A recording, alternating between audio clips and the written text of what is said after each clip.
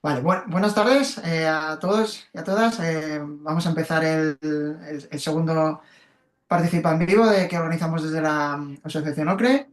Eh, Recordamos un poquito cómo funcionará. Haremos una primera presentación de los dos invitados que tenemos hoy, que son Víctor Guiu y Javier Mestre. Ahora os daré un poquito de información de ellos. Y al principio, pues ellos nos comentarán un poquito los aspectos que consideren más relevantes sobre la educación en el ámbito rural, aunque el ámbito rural es muy complejo y muy diverso, como ellos nos mencionarán. Y luego, pues ya los que estemos por aquí les iremos haciendo preguntas y cualquier cosa que creamos que nos puedan aclarar y que buenamente puedan, pues que nos lo hagan. ¿Vale? Entonces recordamos que este webinar se está grabando y que luego lo vamos a difundir por redes sociales, todo lo que podamos, porque seguramente va a salir información muy chula. ¿Vale? Entonces, paso a presentaros a las dos figuras que tenemos hoy. El primero de los invitados es Víctor Manuel Guiu Aguilar. Él es licenciado en Historia del Arte, tiene estudios en Demografía, Sociología, Educación de Museos y Filología Aragonesa y actualmente es profesor de secundaria de Geografía e Historia y también escritor, que ahora voy a comentar un poco. ¿Vale? Ha publicado numerosos libros de poesía, como Rafael Rojo Libanés, La Europa del Aborigen, Letour Cartonero, Nocado del Alma y varios más. Es muy prolífico, ¿vale? Eh, Él fundó varios centros de estudios de carácter local y comarcal. En los últimos años ha publicado 3 libros de la editorial W que han sido descritos como ensayos somarda o maltratados breves. En ellos utiliza un lenguaje característico donde prima el humor y en ocasiones el cabreo, el enfado. Algunos de ellos son Lo rural ha muerto, Viva lo rural, otro puñetero libro sobre la despoblación, La global imbecilización, Maltratado breve de filosofía parda y Restar llevando, que es un maltratado breve sobre educación, que quizás es de un tema más relacionado con lo que nos toca a nosotros. También escribe habitualmente en la prensa comarcal, en la comarca y en la provincial, en el diario de Teruel, donde mantiene una columna llamada Feo, Fuerte y Formal, supongo que en homenaje al Gran Loquillo. Eh, Luego os compartiré por el chat del grupo algunos artículos que ha escrito para que los tengáis. ¿Vale? Eso en cuanto a Víctor Guiu. El segundo invitado es Javier Mestre, es catedrático de enseñanza secundaria en la especialidad de lengua castellana y literatura. Lleva 25 años dando clases en institutos de pueblo y fue director de uno de ellos, el de Segura de León, en la provincia de Badajoz, entre 2002 y 2005. En la actualidad trabaja en el IES Candavera de Candeleda, en Ávila. Es autor, junto con Carlos Fernández Liria, del ensayo que hace pocos meses se publicó, Escuela y Libertad, argumentos para defender la enseñanza frente a políticas educativas y discursos pedagógicos demenciales. También es autor de varias novelas, igual que Víctor, los dos son profesores y escritores a la vez. En 2011 salió su primera novela, Komatsu PC 340, una historia de amor y lucha ambientada en Madrid durante las obras de soterramiento de la M30. En 2014 llegaría la segunda, Made in Spain, protagonizada por un tipo extraño y la fábrica de zapatos que hereda de sus padres. En 2018 parió su última novela, Fábrica de cuentos, sobre los medios de comunicación y la relación entre la libertad y las condiciones materiales que la hacen posible. Bueno, como podéis ver, dos invitados que son muy prolíficos, son muy eruditos y como he explicado antes, vamos a dejarles un poquito que hagan una introducción sobre los aspectos más interesantes que ellos crean. Luego ya empezamos a lanzarles preguntas. No sé si quieres empezar tú, Víctor o Javier, como veáis. Bueno, como comentamos el otro día, sí, tenemos unos puntos aquí abiertos, ¿vale? Por ir comentando algunos aspectos sobre el medio rural y sobre la educación en el medio rural. Y iremos hablando, no siempre, espero no siempre tener la misma idea que Javier, y así pues podemos entrar a debatir algunos aspectos. Lo primero que hay que comentar, creo yo, antes por situarnos, es que cuando tenemos esa imagen del medio rural en las ciudades, tenemos una imagen monolítica de lo que es el medio rural, siempre nos imaginamos lo mismo, ¿eh? Pero el medio rural en España es súper diverso, ¿eh? Es muy diverso y es muy diverso en lo social, en lo económico, en lo demográfico, y por tanto también va a ser muy diverso en lo educativo. No tiene nada que ver, pues, el medio rural aragonés en el que yo trabajo y que yo conozco. Yo soy de Híjar, de un pueblo de la provincia de Teruel, pero ya pegando con Zaragoza, lo que llamamos el Bajo Aragón histórico, pues cerca de Alcañiz, para que os situéis, ¿vale? Que sería la capital comarcal más importante. Y no tiene nada que ver es con los pueblos de Andalucía o los pueblos de Tarragona o los pueblos de, yo qué sé, de Galicia.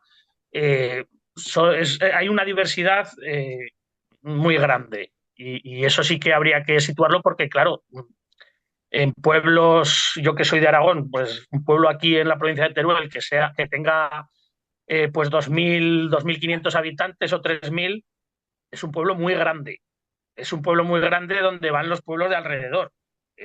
Hay muy pocos pueblos de 3.000 habitantes en la provincia de Teruel, por ejemplo. En Huesca pasa algo parecido, aunque tengan algunas localidades un poco más grandes. En Castilla pues tienen eh, otra historia. Entonces, eso sí que habría que dejarlo claro. Entonces, cuando hablamos de lo rural, quizá nos tenemos que imaginar más, pues eso, esos institutos que están en los pueblos donde pues tienes una relación más directa pues con el campo, con el sector primario, o no sabría muy bien definirlo. Quizás Javier esto lo pueda plantear un poco mejor que yo. Ujú. Pero sí que es verdad que el medio rural es muy diverso, ¿no? Eh, por ejemplo, yo soy profe en Candeleda de la provincia de Ávila y la misma provincia de Ávila son extremos, ¿no? Candeleda es un pueblo que es grande para Ávila, pero estamos muy cerquita de Extremadura y en muchos sentidos esto casi parece Extremadura y para Extremadura es un pueblo pequeño. Es un pueblo de unos 5.000 habitantes, es el cuarto más grande de la provincia de Ávila, que es una de las provincias más despobladas de España, ¿no?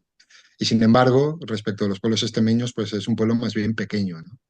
En muchos pueblos de 5.000 habitantes en Extremadura no llega a haber instituto, porque hay un instituto comarcal más grande o dos cercanos, ¿no? En cambio, aquí es un instituto, pues en el que yo estoy, que recoge unos 250 alumnos, ¿no? Que no es mucho, pero si lo comparamos con el instituto que dirigí en la provincia de Badajoz, en Segura de León, era un instituto que tenía 500 alumnos y era uno de los institutos más pequeños de pueblo chico del sur de Extremadura. Quiero decir que demográficamente cambia mucho la cosa. Y cambia también mucho la cosa desde un punto de vista cultural y socioeconómico, ¿no? El ambiente, los resultados, muchas cosas que pasan en el Instituto de Candelera se parece mucho más a la situación extremeña que a la situación lo que podríamos llamar el núcleo así rural abulense, ¿no? Es un instituto más conflictivo, hay más problemas, hay más marginación social, hay también quizás más inmigración, es una situación más compleja, ¿no? Y se parece también por los niveles académicos, etcétera, a la situación extremeña porque es un nivel socioeconómico más bajo. Entonces, el mundo rural está muy atravesado pues, los marxistas llamarían las relaciones de producción. Es muy distinto un pueblo de pequeños propietarios que un pueblo de jornaleros, ¿no? De un pueblo más o menos rico, de un pueblo cuyos habitantes están al límite de la inmigración, como sucede en muchos lugares de Extremadura y Andalucía, ¿verdad? O sea que es una realidad verdaderamente muy, muy variable, ¿no? Como decía Víctor, ¿no? Ujú. Muy bien.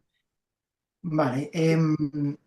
Uno de los aspectos que, bueno, que queríais comentar, ¿no? Era el de, siempre se dice, ¿no? Además, algunas de las preguntas de los que estáis aquí participando iban encaminadas hacia ahí, eh, de si hay un exceso de grado de profesorado interino, ¿no? En los medios rurales, ya para meternos un poquito en el tema más educativo. No sé, ¿qué percepción tenéis, la experiencia vuestra, si eso es positivo, si eso es negativo? Pero estuvimos hablando el otro día, podías empezar tú, Víctor, si quieres, y luego... Bueno, sí. Desde el plano de la gente que somos de aquí, que vivimos de aquí y lo planteamos como una problemática, yo cuando escribí el libro de Lo rural ha muerto, viva lo rural, una de las, no conclusiones, pero una de las ideas que trasladaba es que la despoblación no es un problema en general, quiero decir. El problema en general del mundo es al revés, ¿eh? La sobrepoblación, ¿vale? Y la despoblación es un problema que nos afecta a la gente que vivimos aquí, porque pues repercute en los servicios que tenemos, pues envejece la población y es una, vamos, es una rueda, es una rueda. Eh, Cuando hablamos de demografía, por tanto, la gente que vive aquí a nivel político, social, siempre espera que todas estas personas que trabajamos en la administración o que por lo menos una parte de estas personas que trabajamos en la administración pudiera vivir en el entorno. ¿Vale? Es una problemática que se discute mucho y que realmente es un problema, porque en un pueblo pequeño como el mío, yo soy de Híjar y aquí vivimos 1.800, casi 1.900 habitantes, pero que somos capital comarcal.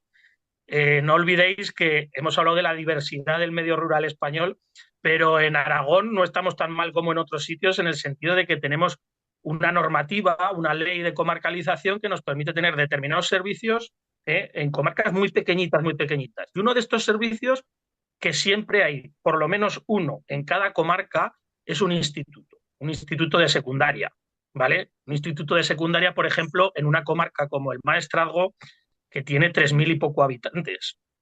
Un instituto que tendrá ciento y poco alumnos. En el instituto de Híjar, por ejemplo, somos 190 alumnos, casi 200, pero entre 190 y 200 va fluctuando a lo largo del año. Entonces, si lo planteamos desde el punto de vista social, pues claro, empezamos a sumar todas estas personas que trabajamos aquí pues, en el ámbito público, veterinarios, médicos, profesores, etcétera, y es una sangría. Se ve desde ese punto como una sangría.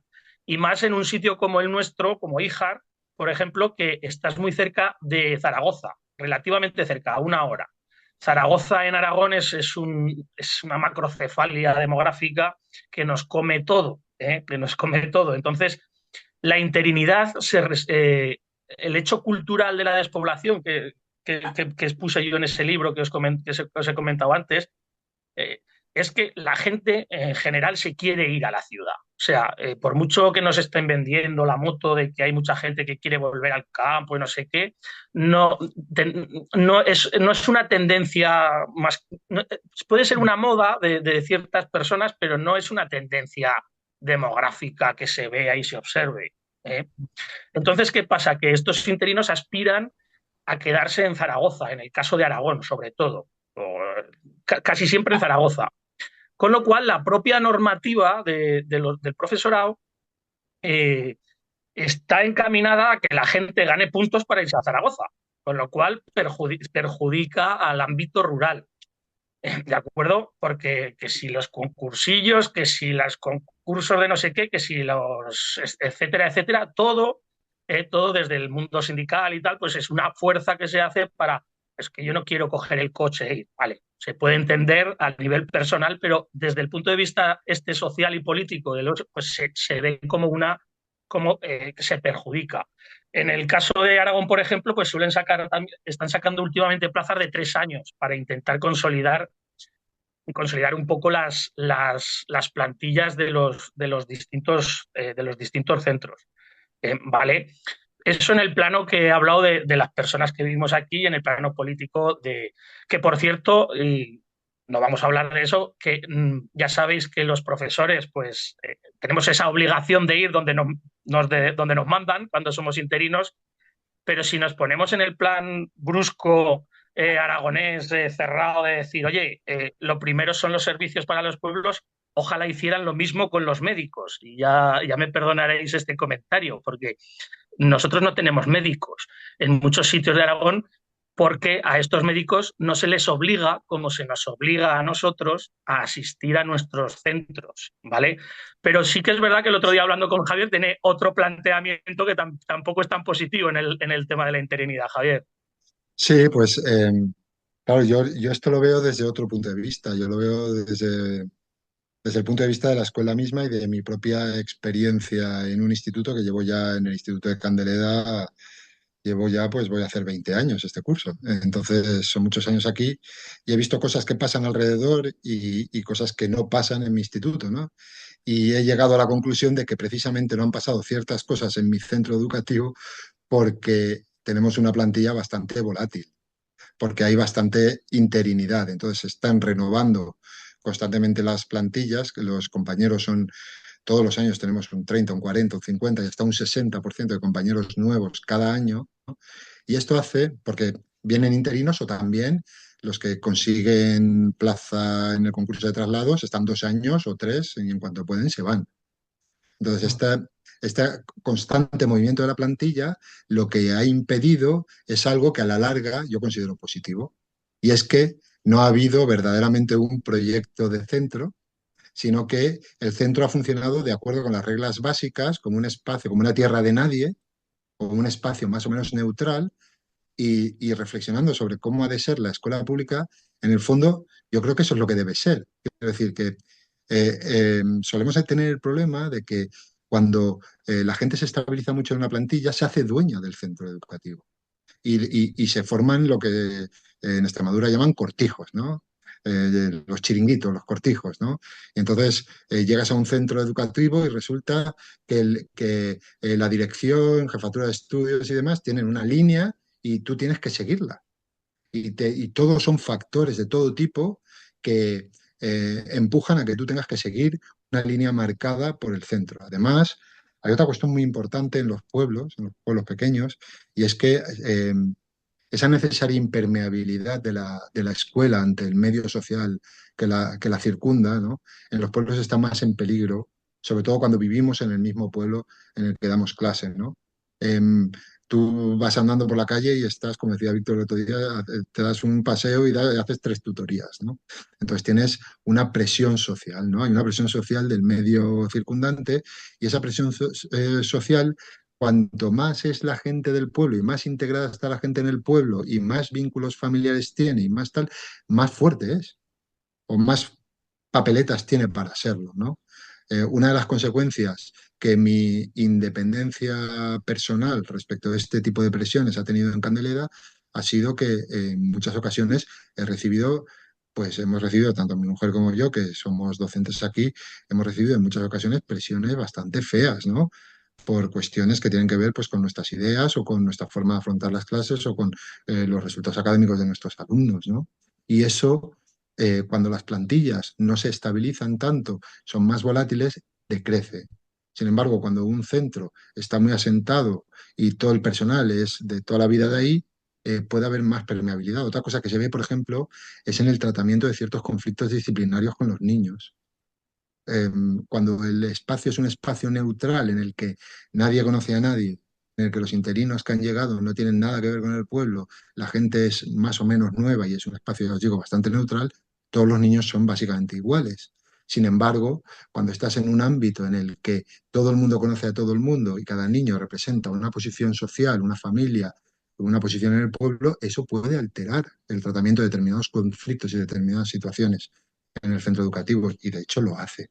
Aunque yo lo he sufrido, lo he visto con mis propios hijos, ¿no? Quiero decir que no es tan, no es tan bueno que las plantillas se establecen tanto. Yo lo entiendo desde el punto de vista de la lucha contra la despoblación.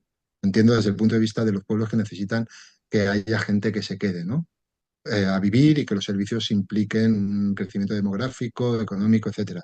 Pero desde el punto de vista estrictamente educativo, acaba siendo esta movilidad, acaba siendo eh, una vacuna frente a algunos peligros que creo que son a veces, lo decías tú, Víctor, ¿no? Que puede ser una verdadera pesadilla de los centros, estos como lo decías, de entusiastas, ¿no? Eh, Hipermotivados. Esto de hipermotivados, esa es la palabra, ¿no? En los centros de hipermotivados, ya en la comarca en la que estamos hay alguno también, ¿eh? O sea que son centros que se motivan mucho, ¿no? Que se entusiasman con determinadas pedagogías y que acaban siendo pues una pesadilla para algunos docentes que no quieren participar de ese juego o para las familias que quieren que sus hijos hagan ciertas cosas normales en la escuela que acaban no haciendo, ¿no? Luego muchas Mm. veces los niños que llegan de este tipo de centros llegan al instituto después de haber estado en una escuela de primaria que trabaja por proyectos pedagógicamente muy chuli, no sé qué, llegan al instituto. Eso pasa, por cierto, con un centro concertado, luego si queréis hablamos de la concertada en el medio rural, que hay en Arena de San Pedro, ¿no? Llegan los niños al instituto y, y van peor, saben menos, no se enteran de muchas cosas, ¿no? Porque han pasado mucho tiempo haciendo cosas muy chulas y no han aprendido cosas básicas, ¿no? Mm. Bueno, ya, no me enrollo más. Entonces sería una cosa positiva, ¿no? Esta volatilidad, por todo lo que estás Bueno, comentando. desde ese punto de vista que te digo, yo creo que sí, que en el fondo sí que lo es, ¿no? Porque evita este tipo de tentaciones, ¿no? Hay, hay una tentación muy grande, ¿no? De intentar que el centro ofrezca esta visión casi empresarial de centros, ¿no? Que lo han intentado las leyes educativas, ¿no? Lo intentó la ley de calidad de Aznar, ¿no? Y también aparece en la LOE, ¿no? El rollo este de la especialización de los centros, ¿no? Los centros con un proyecto educativo definido, ¿no? En el que todos vamos a una. Eso es una tentación y suena muy bien, ¿no? Y luego, claro, eso digamos que es un requisito para una concepción del espacio educativo como un lugar de competencia, ¿no? Eh, el distrito educativo como mercadillo, ¿verdad? Cada centro ofrece, ¿no? Una imagen, una coherencia pedagógica, pero eso es más propio de empresas privadas que que de un centro público de enseñanza, ¿no? Un centro público de enseñanza en este sentido sería un poco más al estilo de Marc Augé, ¿no? Un no lugar, en cierto sentido, ¿no? Sería más bien un lugar universal, un lugar en el que hay unas reglas, unos límites, ¿verdad? Pero que no tiene que estar especialmente amoldado a las posiciones ideológicas, pedagógicas y personales de los profesionales que lo pueblan, ¿no? Entonces, esta neutralidad del espacio se defiende sola, automáticamente, cuando hay mucha movilidad de personal. Y en el fondo, pues para muchos profes acaba siendo positivo, porque en realidad vives más directamente una situación de libertad de cátedra realmente. Exacto, sí, sí, eso es lo que iba a comentar, ¿no? Tienes una mayor libertad para metodológicamente aplicar lo que tú crees más Claro, conveniente. Sí, sí. claro, Sí, porque no puedes, realmente no puedes imponer esa coherencia, porque como te cambia la gente al año siguiente, intentas hacer un plan de formación para que todo el mundo vaya en un sentido, pero claro, la gente que se te ha formado al año siguiente se va, ¿no? Yo soy el bibliotecario de mi centro y desde el punto de vista del cuidado de la biblioteca es una putada porque molaría que quedara más gente formada para seguir trabajando con la catalogación y demás, y entonces tenemos que repetir la formación cada año, pero para mí eso es un mal menor, la verdad, porque se han evitado determinadas tendencias en algunos momentos que yo creo que hubieran sido a la larga pues negativas, la verdad. Ujú. Vale. al hilo de lo que ha comentado Javier, si os parece también, quería incluir un poco en ese debate. Yo no lo había pensado, siempre lo había pensado desde el punto de vista del ciudadano del pueblo, ¿no? Que quiere que haya más gente y tal, pero el otro día comentando antes de esta charla sí que es verdad que salían comentarios y ejemplos de llegar a un centro de estos hipermotivados, de los cuales si eso hablamos luego. Pero fijaos que desde las instituciones aquí en Aragón, sobre todo en el medio rural, se está intentando últimamente, lo que comenta Javier, centrarse mucho en ese aspecto del plan del centro, ¿no? Que haya un plan, que haya un plan, que haya un plan, que haya un plan, que esté claro, que esté siempre situado cercano a la nueva legislación, pero es muy difícil aplicarlo por lo menos en el medio rural aragonés por el siguiente motivo. El problema nuestro de la interinidad también pasa por los equipos directivos. O sea, en la provincia de Teruel, el 80%, por decir algo, de los equipos directivos están obligados. no quiere ser nadie, absolutamente nadie, equipo directivo, con lo cual esa implementación de los magníficos planes competenciales no se puede aplicar nunca porque el que está ahí está apurado, está porque resulta que es del pueblo de al lado, y como tiene plaza allí y es de los pocos que tiene plaza, le ha tocado. Muchas veces, fijaos lo que pasa, que aquí vienen gente hacer las prácticas y no se quedan y no cogen plaza en el centro porque saben que les va a tocar estar en el equipo directivo, si no el año que cogen la plaza, el siguiente, y si no el siguiente.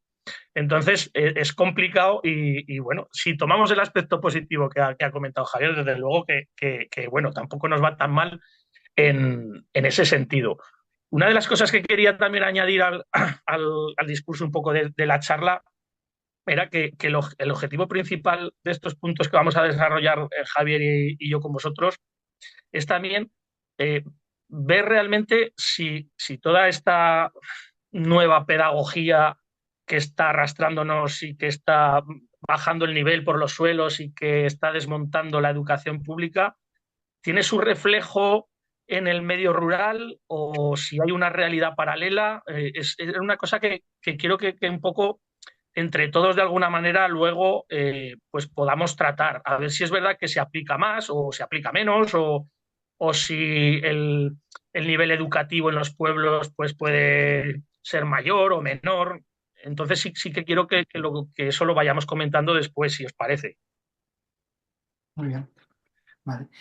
Yo no sé si Marisol, Olga, Tomás, Gerardo, los que estáis por aquí, como vamos a ir tocando diferentes temas, si les queréis de lo que han comentado, si tenéis alguna pregunta, alguna duda, ¿vale? Antes de pasar a lo de los centros hipermotivados, que eso creo que será interesante, y lo de si la vieja nueva metodología está afectando Yo negativamente. misma, si quieres, Paco. Sí, Yo tuve la suerte, y al principio fue un bajón alucinante, de que cuando aprobé, estuve un año en expectativa de destino, pero me dieron de oficio cuando todavía se daba de oficio a los funcionarios. Porque ahora se sigue dando oficio, pero rápidamente te puedes ir en concursillo o cualquier cosa de ese estilo. Pero a mí me dieron de oficio un pueblo de Cuenca, que yo no sabía ni dónde estaba. Yo he vivido en Madrid y en Toledo, entonces me mandaron a 1 hora y media y yo no tenía ni idea. Y me encontré con que a ese pueblo, Belmonte, que está al lado de Mota del Cuervo, que además tiene un patrimonio alucinante, tiene una colegiata, se han rodado un mogollón de películas como El Cid, como Los Señores del Acero, por el enclave que tiene, es maravilloso, pero yo no tenía ni idea. O sea, me declaro una auténtica inculta previa al destino que me tocó. Cuando llegas, ves las dimensiones, ves precisamente la densidad o la falta de densidad poblacional y dices, ¿qué hago yo aquí? Y lo que nos encontramos es un IES que precisamente se mantenía, por lo que ha dicho Víctor, pues porque hay determinadas zonas que hay que proteger y además tienen patrimonio. Y me encontré un IES que estaba muy bien, pequeñito evidentemente, pero al que nos habían destinado oficio, o unos cuantos justo ese año. Entonces, en ese momento éramos sangre nueva. El choque fue curioso, ¿eh? Porque yo recuerdo que la directora, eh, Gabriela, que ha fallecido este año y os puedo asegurar que es una gran pérdida. Yo con Gabriela discutí mucho los 3 años que estuve, pero también puedo decir que es una persona que precisamente porque el formato del instituto se acoplaba a un pueblo, era una tía pues que manejaba de principio a fin como directora todo lo que era el instituto y parte del pueblo, por decirlo de algún modo, era una fuerza viva en toda regla.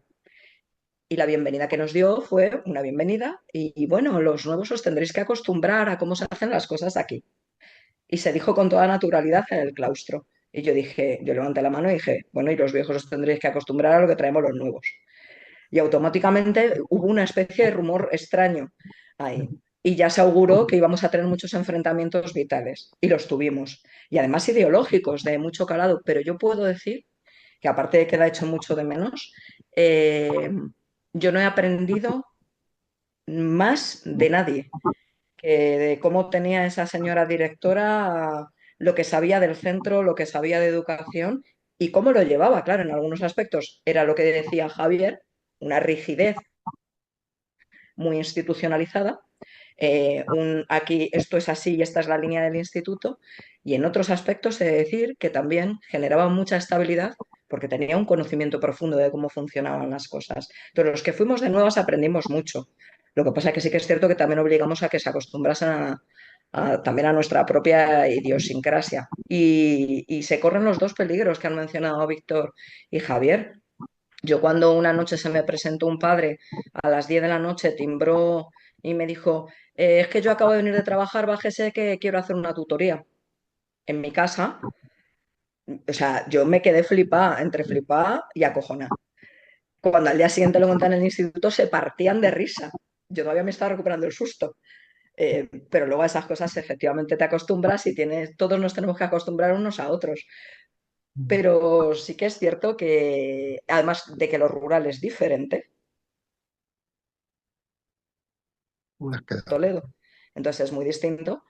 Me quedo con la idiosincrasia de un rural parecido al que describe Víctor, que a un rural en el que estoy ahora, que por estar tan pegado, más que un rural es un cortijo, ¿vale? Y ahí sí que se ve la línea pegada a una administración que está muy cercana, cómo ese pueblo sirve para implantar determinadas líneas, mientras que en un rural no pasa tanto, desde mi ese tiempo, que lo mismo ya se han modificado mucho las cosas. Muy bien. Muy interesante. Un poco, me imagino la situación, ¿no? Una persona que viene de vivir de Madrid, que a las 10 de la noche te piquen para...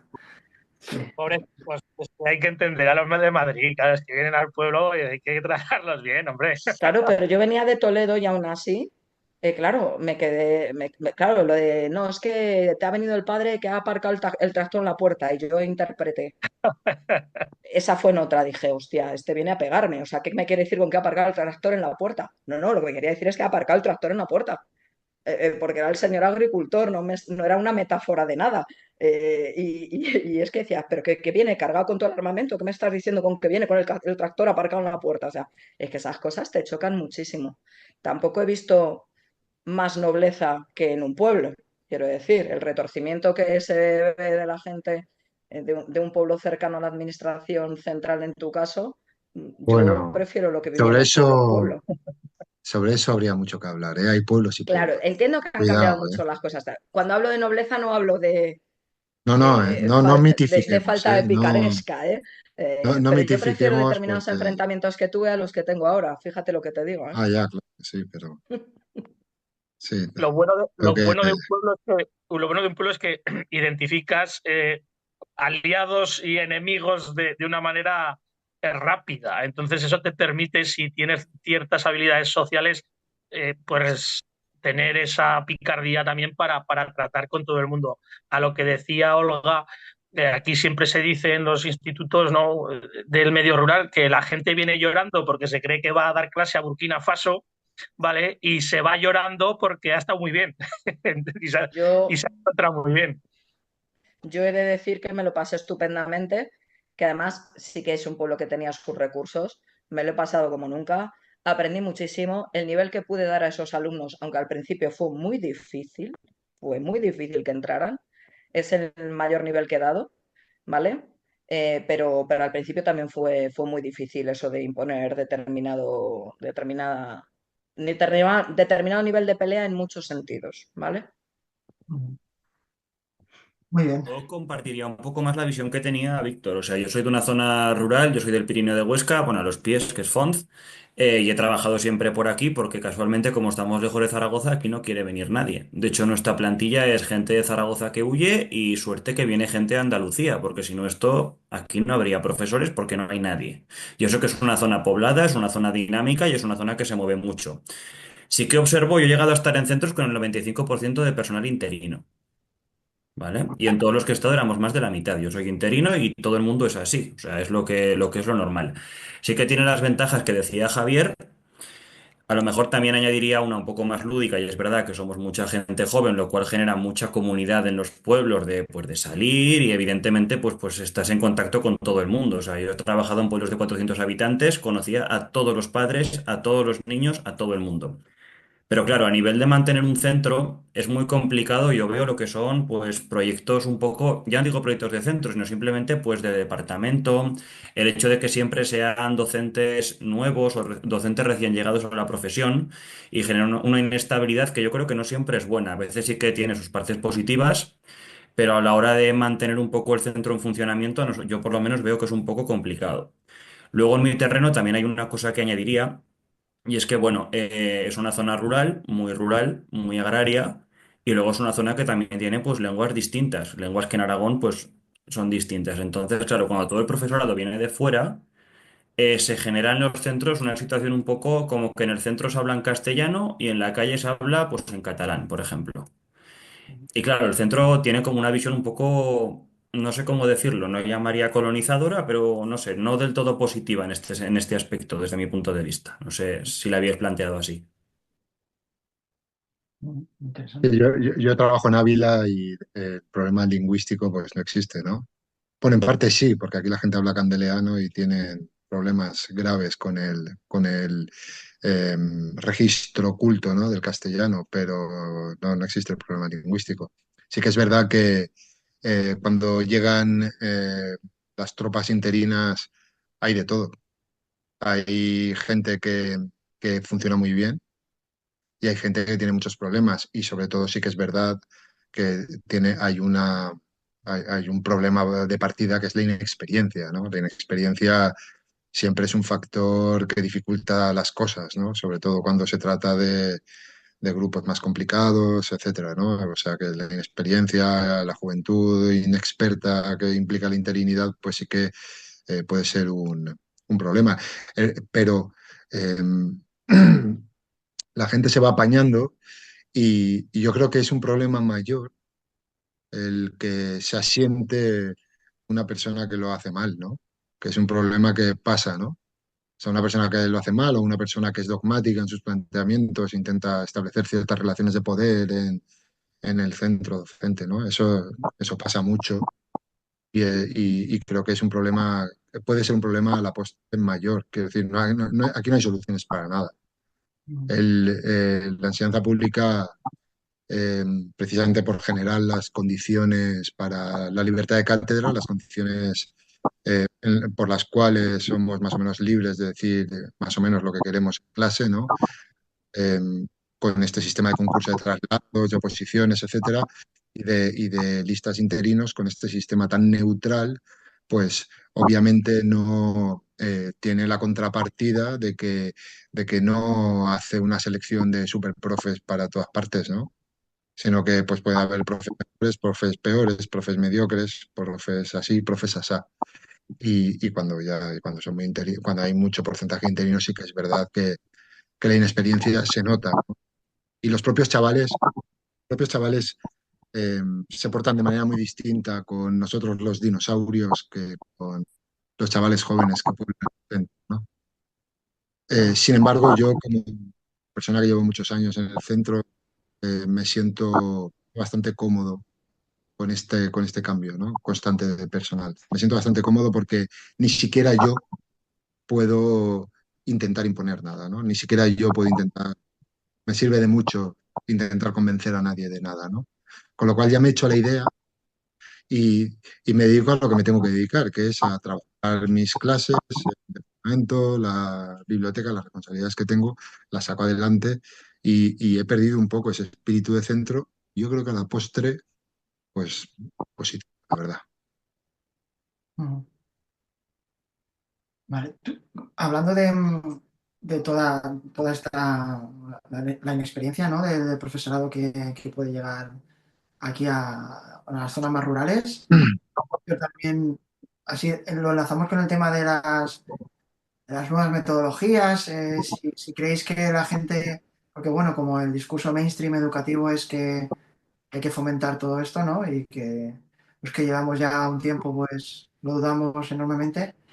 Em, no sé, si los veis a la gente nueva que viene, si van por ahí, si no, si es difícil de ver eso, porque claro, al final ya sabemos que cuando uno cierra la puerta de su aula, pues eh, nunca se sabe lo que pasa ahí, ¿no? Es difícil, a no ser que estemos observando. Entonces, no sé si tenéis alguna opinión al respecto. Si, Pues yo sí que quería decir una cosa sobre esto, y nos importa yo estoy observando muy detenidamente lo que está pasando con algunos compañeros, ¿no? Que están intentando con todas sus fuerzas evaluar de acuerdo con lo que establece el currículum LOMLOE, ¿no? buena suerte, ¿eh?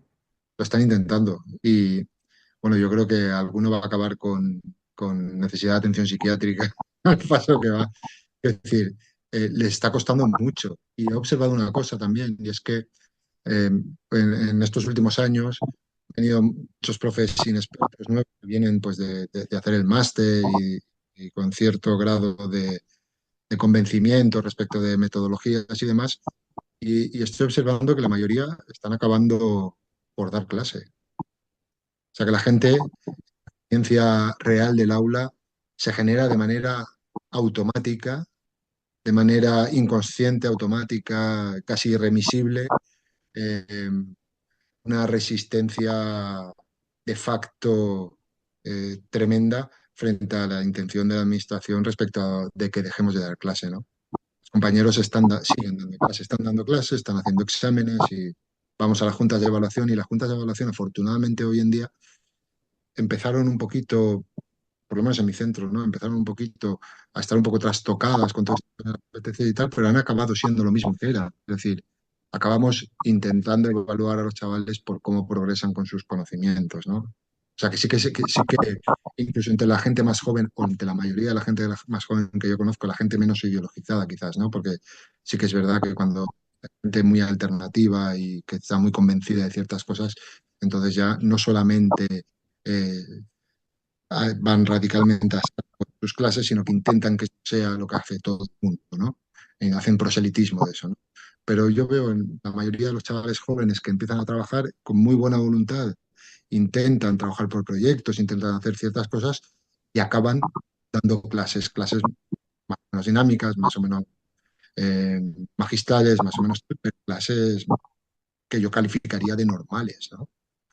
Eh, esa tendencia la observo yo, igual es una cosa rara de mi centro, pero me ha generado un cierto optimismo, ¿no? Que me parece que hay un factor estructural que va a dificultar, espero que por bastante tiempo, una verdadera aplicación práctica de lo que pretenden con leyes como la OMPE. Ujú. ¿Tú qué opinión tienes, Víctor? Bueno, la práctica, al final, como dice Javier, pues te dice que no puedes tener 50 porcentajes para valorar no se sabe muy bien qué, porque luego al final resulta que esos chicos pues siguen sin haber progresado y no se han aprendido pues en matemáticas no han progresado, en lengua no han progresado, entonces la gente que es medio normal pues se da cuenta de eso al vuelo, o sea, por mucho que llegues a un centro y sea súper motivador. Hablábamos de los centros hipermotivados y yo creo que es más, se da más quizás en primaria, ¿vale? ¿Por qué se da más quizás en primaria? Hablando del ámbito aragonés y Tomás, que es vecino de Huesca, lo podrá quizás corroborar. ¿Qué pasa con estos pequeños? La despoblación en Aragón es tal que tenemos colegios de primaria con 4 alumnos, 5, 7, 8, ¿vale? Luego con clases con crash hipermotivados, ¿vale? Con la cual tienes muy poquitos alumnos. Entonces, todos estos experimentos, innovaciones mega guays, cursos, charlas. Yo en Aragón, además, determinados pueblos que han sido como cabeza de puente, ¿verdad? De todas estas grandes metodologías con unos premios increíbles. Yo siempre le digo a los padres que huyan de todos los sitios, de todos los colegios de primaria donde les han dado premios de innovación, ¿no? Y de todos los institutos que dan premios de innovación, que huyan de ahí. En Aragón es muy fácil, por ejemplo, y en el medio rural en general sigue siendo fácil porque no tienes esas ratios que tienes en el medio urbano y entonces en primaria pues puedes experimentar todo lo que te dé la gana y además la ley te lo permite y te lo transmite, ¿vale? Y no olvidemos que me voy a meter un poco con el gremio también, pero no olvidemos que este bajón de contenidos lleva muchos años, lleva varias décadas. Y por supuesto que muchos compañeros pues tienen una formación estupenda y conocen mucho y saben mucho, no digo que no, pero también tenemos una rémora ahí de muchos compañeros que entran a trabajar en la profesión y tienen unos conocimientos de su especialidad que no sé, porque al final luego Sí, pasa. para dar clase tienes, cuanto más sepas, más mejor vas a dar clase. Y, en fin, tanto en lo que se refiere a habilidades sociales de trabajo como a contenidos reales, yo tengo 47 años, tampoco soy muy viejo, llevo 10 años en educación, pero aún así se está notando. No sé qué pensaréis vosotros al respecto. Sí, eso que dices de la bajada de nivel de los chavales jóvenes que empiezan, ¿no? Yo solo he podido ver siendo tribunal de oposición, ¿no? He sido tribunal de oposición alguna vez y la verdad es que a veces eh, piensas que la situación es un poco preocupante, ¿no? Hay determinadas cuestiones en los exámenes de contenidos y dices, madre mía, ¿no? ¿Cómo es posible? Cosas que, no sé, me podría poner ahora a hablar de taxis, pero no voy a ponerme. Pero contenidos que son muy elementales, ¿no? Que ves que compañeros que se presentan a la oposición los manejan mal o no los conocen, ¿no? No los manejan, ¿no? Y eso pasa. Que sí que es verdad que si no son muchos años ya, pues primero LOCSE, luego, ¿no? Luego LOCE, luego LOE, LONLOE, todo este desarrollo legislativo cada vez reduciendo contenidos, pues sí, se va notando ya incluso en los egresados universitarios. De eso no me cabe menor duda, ¿no? Pero también hay muchos compañeros que tienen un gran nivel, ¿eh? Yo he visto también en el instituto, yo disfruto mucho en las conversaciones con algunos compañeros, ¿no? Que saben muchísimo de su especialidad, que se les nota, se les sigue notando a muchos chavales jóvenes ese entusiasmo por su disciplina, ¿no? Que es la clave en mi juicio, para formar un buen profe, ¿no? El entusiasmo por la química, por la física, por las mates o por la lengua, ¿no? Ese entusiasmo se nota y da gusto, la verdad. Eso pasa también por la biología, ¿no? Recuerdo alguna conversación reciente con un compañero que es biólogo, ¿no? Que es profe de biología. O sea que, como siempre, es un ámbito de pluralidad y se da un poco de todo. Se da un poco de todo. Yo aquí creo que hay un problema enorme que son las habilitaciones, porque claro, a veces se Eso sí, habilitan según qué tipo de asignaturas cuando tienes una titulación que realmente, o sea, estás preparado a lo mejor incluso para nada o para una parte muy pequeña de lo que tú vas a dar. Entonces, con lo demás, yo veo muchos compañeros y muy amigos míos y amigas que están pues sobreviviendo como pueden ante una asignatura que ellos pues no han visto desde bachillerato con suerte. ¿De acuerdo? Que creo que es importante. Luego, a nivel de metodologías, yo creo que no estamos muy distintos que el resto de lo que es el país, vamos. Sí que depende un poco también de cuánto te presione la inspección de turno. Hay más o menos papeleo o más o menos, ¿cómo más o menos rigidez. Y creo que el problema es la evaluación. Yo veo muchos amigos míos que entran a trabajar aquí y que cuando les piden evaluar con la OMLOE, lo que decís, con la cantidad de criterios e instrumentos, se vuelven los pobres, pues lo pasan muy mal. O sea, lo tienes que llevar todo tan cerrado y tan firme que si lo intentas llevar y ser consecuente con ello al 100%, pues es que muchos, lo que decís, lo que lo pasan mal, realmente. También hay que romper una lanza en favor de muchos de nuestros compañeros en relación al medio rural, porque hay veces que sacan unos perfiles de plaza que son increíbles. Quiere decir, tienes que ser ingeniero, historiador de lengua. Claro, el problema de cubrir estas plazas en el medio rural para que puedan complementar, por ejemplo, que una persona tenga una jornada completa, ¿no? Y no tengas dos medias jornadas, con lo cual alguien que tenga que trasladarse a otro sitio de donde no es, pues claro, cubrir esas plazas es complicado también. Desde luego que hay veces que te toca, sobre todo cuando empiezas, ¿no? Yo soy interino también, después de lo que ha comentado Javier, espero que sacarme la plaza este año para no venir el año que viene y decir, hombre, pues todavía no te has sacado la plaza, Víctor. Después de lo que acabo de decir ahora, después de lo que acaba de decir, ¿verdad? Dirán, pues este tío de qué va. Pero bueno, el, en el sentido de la hipermotivación y estos nuevos métodos y estas nuevas historias que comentábamos antes, yo creo que influye mucho, como hemos comentado, esos colegios pequeños donde puedes hacer todas las probatinas.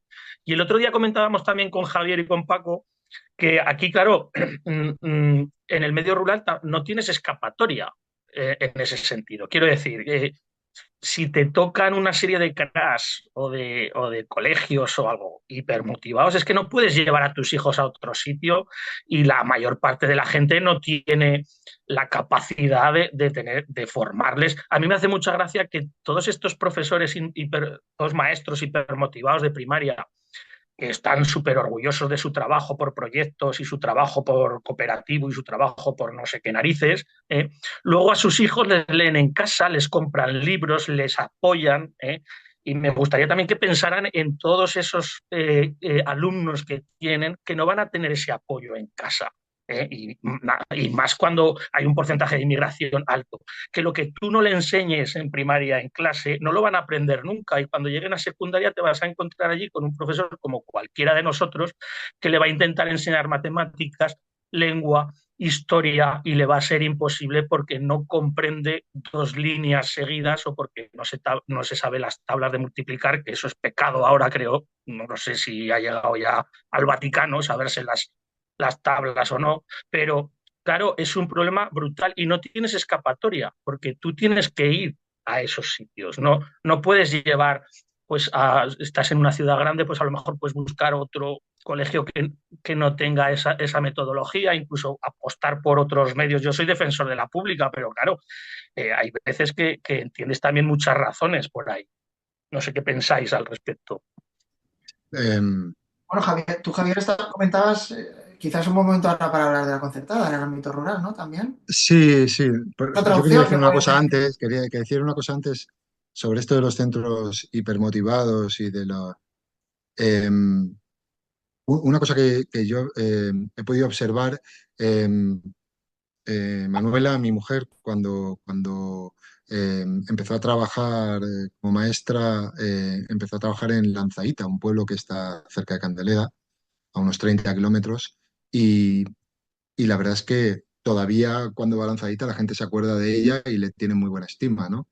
Y para mí fue muy revelador ver esto porque, eh, bueno, Manuela y yo estamos muy marcados y la gente lo sabe ahí, que somos gente pues, de izquierdas, ¿no? Yo estuve en Podemos, en la dirección regional de Castilla y León, ¿no? Entonces estábamos como muy ideológicamente muy marcados, ¿no? Y esta es una zona pues muy de derechas, como os podéis imaginar, ¿no? Ávila. Entonces, sin embargo, eh, Manuela en el colegio de primaria se ganó un respeto gigantesco. ¿Y por qué se ganó un respeto gigantesco? Pues porque hay un convencimiento de la gente de qué es lo que es eh, una buena maestra, una buena profesora, ¿no? Que entienden que una buena profesora es una profesora que les enseña muchas cosas a sus hijos, ¿no? Y lo decían, es que la paraban y le decían, oye, es que han ido al instituto y nos han dicho que van muy bien preparados, ¿no? Esta idea de van muy bien preparados, ¿no? Esto todavía está en los pueblos, ¿no? Todavía también está esa otra parte, porque ahí sí que hay una presión para el aprobado fácil, ¿no? El aprobado fácil y el salir de la escuela lo antes posible con el título, digamos, ¿no? Pero también está esta idea, ¿no? De prepararse bien, de que los conocimientos son importantes, de que son buenos los profes que hacen trabajar a los niños, ¿no? Que les hacen esforzarse intelectualmente. Esa idea está bastante presente en los pueblos, yo creo, ¿no? Eh, y es importante. Creo que también ese es otro colchón defensivo, ¿no? Frente a la ofensiva neoliberal, ¿no? Que hay en estos momentos en la escuela. Y, y con la concertada, a ver, en la escuela existe esta idea de que el cole que te toca es el que te toca y es la escuela pública y eso es genial para la escuela pública, aunque existe este problema de los centros hipermotivados, ¿no? Que en realidad eso es una privatización encubierta, ¿no? Porque lo que tendría que ser un espacio público neutral, ¿no? Se acaba convirtiendo en el proyecto de unos, ¿no? Entonces eso es en cierto sentido, ahí hay un grado, creo yo, de privatización, ¿verdad? Pero cuando hay escuela pública como tal y es un espacio más o menos neutral y defendida esa neutralidad con cierto margen de interinidades, etcétera, pues tienes una escuela igualitaria, ¿no? Una escuela en la que tanto los caciques del pueblo como la gente más pobre manda todo el mundo a sus hijos ahí. Y es un poco ese ideal de la escuela pública, eso que decía Carlos Fernández Lidia, ¿no? De que él lo que haría para arreglar la política educativa de España sería que los hijos de los ministros y los diputados tuvieran que ir a una escuela pública por sorteo, ¿no? Esa idea, ¿no? Está ya presente en el medio rural, porque aquí no podrías mandar a un colegio. Lo que ocurre es que, claro, en cuanto hay un poquito más de población, oye, te aparecen las concertadas. Y aquí, por ejemplo, en Arenas de San Pedro hay una escuela concertada, ¿no? Y había dos institutos y por el descenso demográfico, básicamente, resulta que acabaron cerrando un instituto y manteniendo el concierto, ¿no? Entonces eso es particularmente dañino en los pueblos pequeños, porque claro, en una ciudad, si hay un mercadillo y hay varias opciones para elegir, aún en el pueblo tienes o la pública o ese centro concertado. Y ahora ya está la pública a rebosar y el centro concertado. Y han eliminado plazas de pública, ¿no? Ese fenómeno se ve especialmente claro cuando el distrito educativo es tan pequeño y los recursos tan pequeños también, ¿no? Como se ve en el caso de Arenas. Y yo quiero decir también que esto es básicamente culpa del PSOE. Quiero decir, porque esto es culpa del reglamento de los conciertos, que es un reglamento estatal, ¿no? Que se aplica autonómicamente, pero la base es estatal y el reglamento ha dado todas las coartadas a los jueces para dar prioridad a los conciertos frente a las unidades de pública. Todos los juicios que ha habido, cuando alguna administración lo intentó, la administración valenciana del Botanic, ¿no? Intentó cerrar algunas plazas concertadas para favorecer a la pública, los colegios concertados recurrieron y ganaron en los tribunales, porque la normativa les favorece, ¿no? O sea, que haría falta un cambio normativo para que, joder, el último resquicio que nos queda de la verdadera enseñanza pública a la que todo el mundo va es en las zonas rurales. Te aparece un centro concertado y aquí resulta que solo por el hecho de tener un concierto privado tiene preferencia. Y ya te fastidia esta posibilidad tan estupenda, ¿no? Ya está. Muy bien. Por tu zona, Víctor, también es común que surjan centros concertados.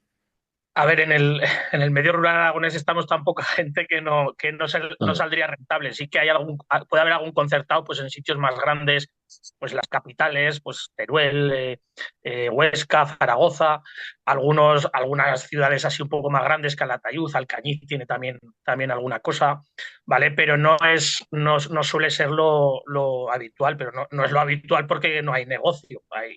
claro. ¿Cuántos Si hubiera, habitantes tiene Alcañiz? Alcañiz ¿Cuántos tiene habitantes? 16 o 17.000, por ahí va. Ahora es grande ya. Es que Arenas de San Pedro, por ejemplo, solo tiene 6.500 y hay Eso es una lo que... escuela concertada. Es que menudo peligrazo, ¿no? Mm, sí, sí. Vale.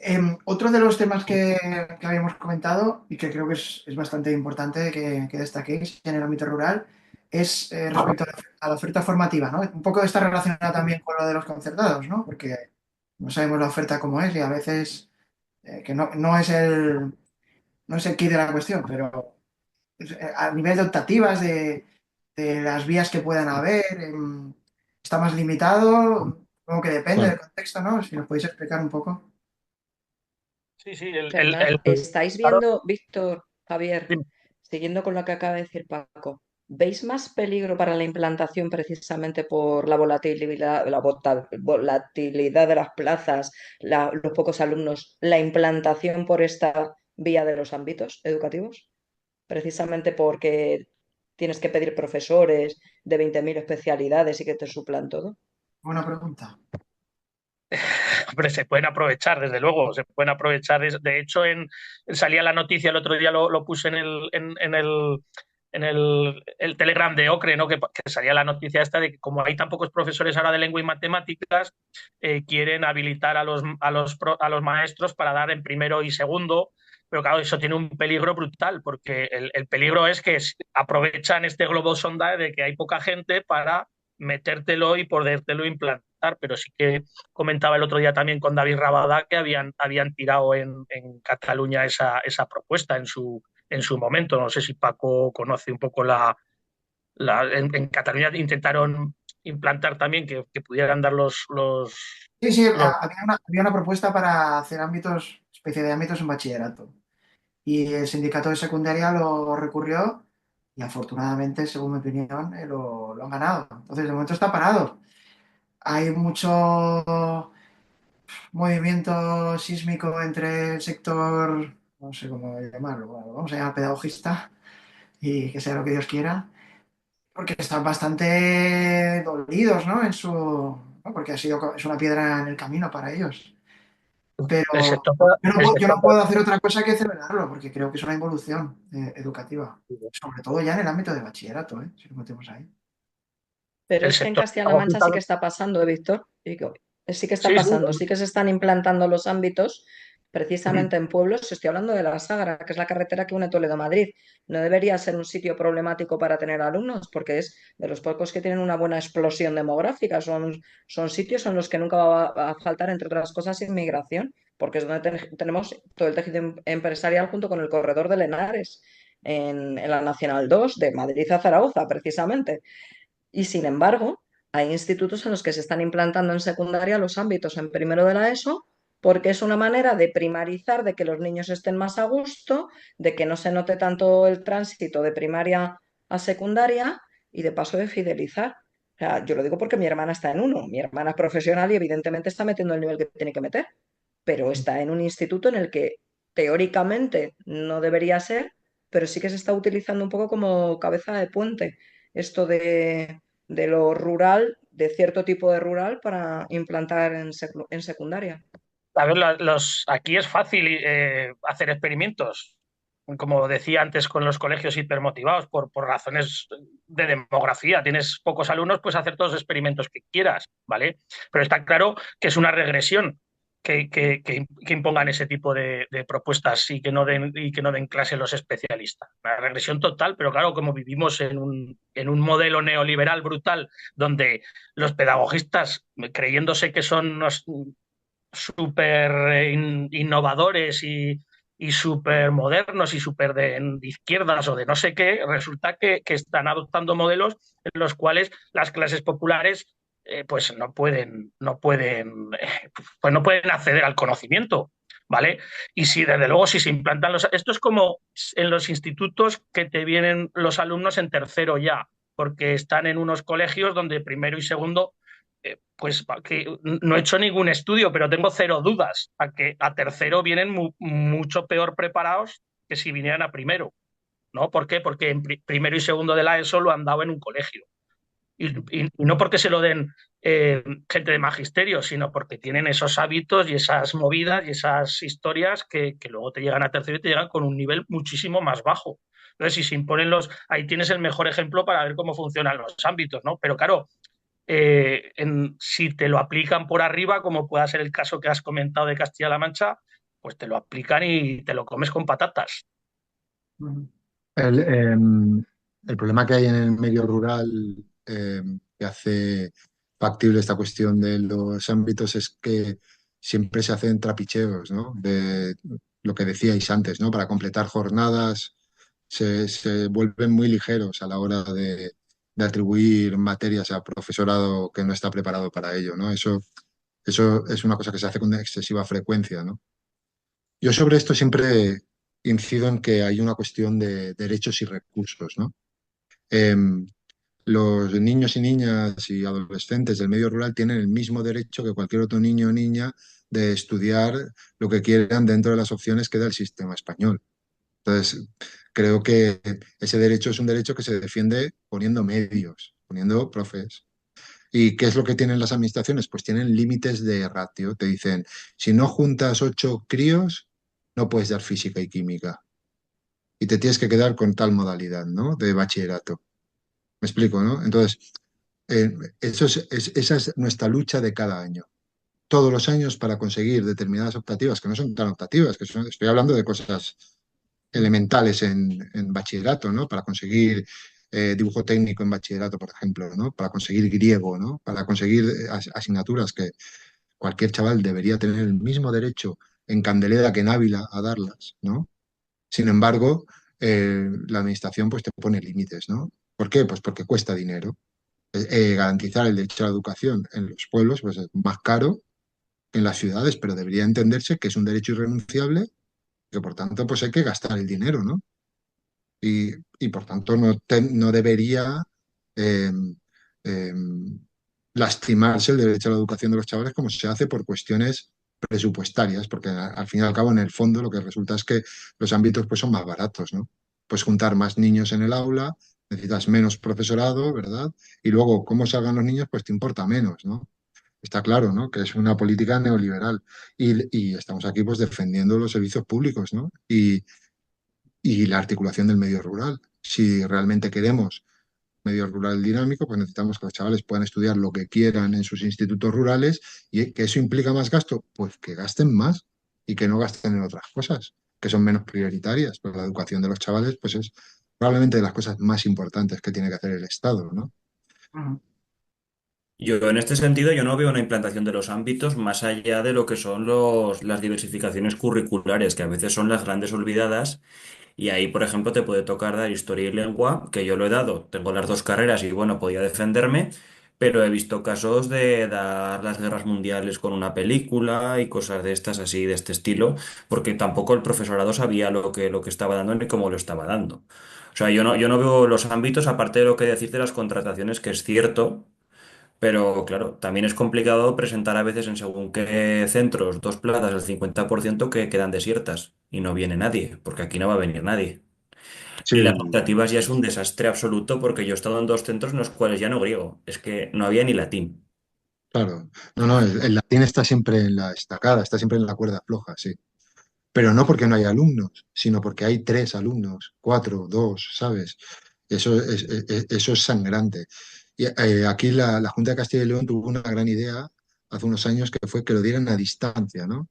Entonces decían lo siguiente, fijaos cómo es la mentalidad de la administración, decían, tú tienes un profesor, ¿no? Pero no llegas a la ratio mínima. Entonces, bueno, pues que el profe les dé clase, pero lo hacen a distancia. Y entonces nuestros alumnos tenían una hora que figuraba en el horario como de apoyo de una profesora del Departamento de Artes Plásticas, ¿no? Que tenía horario suficiente, ¿no? Pero no les daban la clase oficial de dibujo técnico y el examen tenían que ir a hacerlo a Ávila. O sea, imaginaos la mentalidad. Afortunadamente eso, por la presión sindical, la presión de los compañeros y de la gente del pueblo también, ¿eh? La gente, los vecinos del pueblo, ¿no? Por la presión social, eso se acabó, ¿no? Y ahora están siendo un poquito más flexibles a la hora de asignar grupos, pero cuando te quedas con 3 o 4 alumnos, lo más probable es que te digan que no. Y esos chavales tienen el mismo derecho que cualquier chaval que esté en un grupo de 30, creo yo.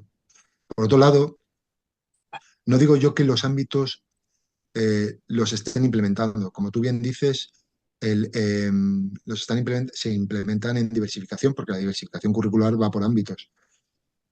Pero más allá de eso, por lo menos en mi administración y lo que conozco de Extremadura hasta el momento, no se está haciendo, ¿no? Pero no hablemos demasiado alto, que no nos oigan. Porque si son capaces de hacer, como le hicieron a una compañera, de montar una plaza de francés y educación física, ¿cómo no van a montar ámbitos? Sí, sí. Hombre, las plazas estas que hemos comentado antes, dices que es que son plazas que dices, pero tienes que ser no sé cuántas cosas, ¿no? Por aquí hay plazas, por ejemplo, de historia y educación física, sin ir más lejos. Hay una en Sí. Calanda. Tengo otra En amiga Calanda, que ha hecho plástica y educación física, ¿no? En otro pueblo de claro, aquí. lo de los ámbitos, eso que os comentaba, nosotros tenemos un instituto aquí, un instituto, no, un colegio que da hasta segundo por razones políticas, porque en su momento no querían ir al pueblo de al lado al instituto, y fíjate tú que ir al pueblo de al lado a 10 kilómetros, eso era una brutalidad. Qué Y claro, drama. y han estado dando, por ejemplo, pues lengua, historia y francés la misma persona, que era de francés, quiero decir. Entonces, claro, estamos hablando de que luego la calidad es la que es. Yo quería introducir también un poco en el debate, en la charla, la opción también a los grados medios y a los grados profesionales en el medio rural, que eso sí que es una gran putada. Porque claro, tú tienes la oferta que tienes alrededor y tienes los transportes públicos que tienes alrededor. Hay unas líneas de autobús que son las que son. Eh, no hay líneas de autobús para irte a todos los pueblos de la zona. Qué sé, uno de Híjar puede ir a Albalate, digo Albalate de Andorra, que está aquí al lado, puede ir al Cañiz, pero ahora que veo por ahí la cara de Gerardo no puede ir al Corisa, por poner un ejemplo, ¿no? O irte ya a Valderrobre sería 1 hora y pico de autobús. Entonces, esa oferta formativa para los grados tienes que ir a Sota Caballo Rey, porque no todo el mundo es. Yo entiendo que es dificultoso, pero también entra un poco en la dinámica de lo que decía Javier de que queremos, ¿no? ¿Qué derechos tenemos de educación o qué remedios le podemos poner? Porque se añade una cosa al tema de los grados medios, que si estábamos hablando de que hay plazas de profesores de secundaria que están tan perfiladas que no sabes muy bien qué tienes que ser para dar todo eso. Ya no te cuento en todas estas multitud de grados que están dando, que son todos medio iguales, ¿verdad? Pero les tienen que poner 50 nombres distintos para hablar de lo mismo, pero ahora localiza a alguien que dé esa clase y localiza a alguien que esté preparado para darle esa clase, porque al final la vas a cubrir, vas a habilitar a cualquiera para que dé energías renovables. Por ejemplo, ¿no? Pero a lo mejor es, yo qué sé, una cosa que no tiene absolutamente nada que ver, pero dice, bueno, yo cojo la plaza y voy. O sea, la calidad educativa en ese sentido, si eso pasa en las grandes ciudades, con tanta diversidad de grados, imaginaos aquí que no se cubren las plazas ni siquiera de los institutos. ¿Eh? Que la administración con la FP en el medio rural tiene, con el enfoque que suelen ponerle, ¿no? Tienen un problema, ¿no? Esto lo viví yo cuando fui director en Extremadura, estaban en un proceso de intentar implantar grados, o sea, ciclos formativos de grado medio y de grado superior adaptados a la actividad económica de cada zona, ¿no? Yo estaba en Segura de León, provincia de Badajoz, es una zona de dehesa y jamón, ¿no? No veáis el jamón que hacen allí, flipas. Y entonces, pues, el instituto era un instituto nuevo, de esos que hizo construir Ibarra con un ordenador para cada 2 niños y tal, ¿no? Y venía con una sala, con un sistema brutal de refrigeración, ¿no? Que era una sala para hacer un grado formativo relacionado con la alimentación y los jamones, vamos, básicamente, ¿no? Y fue un grado que nunca se implementó, porque había que hacer una serie de inversiones y llegaron a unos cálculos y dijeron, no, no, es que si establecemos un grado formativo, un ciclo formativo de este estilo aquí, la oferta laboral para los chavales que surjan de aquí se va a agotar en 2 o 3 años como mucho, y luego qué hacemos con las neveras y con todo, ¿no? Entonces tenían ese problema. Decían, no, tenía esta concepción de que la formación, la FP de los adolescentes, ¿no? Es una formación directa para el empleo. Y en cuanto en una zona pones un ciclo formativo, a los 3, 4 años, si es muy especializado, ya no hay más oferta de empleo porque se han cubierto todas las plazas, ¿no? Y entonces es una inversión pública que se ha ido a la sur, porque claro, ¿qué haces con toda la inversión de maquinaria, etcétera, ¿no? Em, la opción que tomaron en este sentido en Ávila es poner todos los ciclos especializados en un solo punto, ¿donde? En la capital. ¿Qué tienen que hacer los chavales para poder estudiar?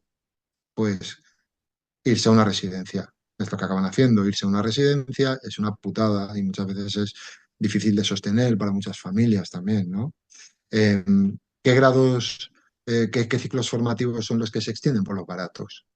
Como en todos los centros hay informática, pues ciclos de informática, de administración, ese tipo de cosas, que además te dicen, no, no, es que administrativos e informáticos hacen falta en todas las empresas. Por tanto, no es un nicho de empleo que se agota en poco tiempo, ¿no? Y acabas teniendo una FP muy monótona en 2 pueblos, ¿no? Que siempre la misma es instalaciones informáticas, ¿no? Siempre administrativo, informática y en algunos casos, pues peluquería, estética y poco más, ¿no? La verdadera oferta variada, pues te tienes que ir a la capital.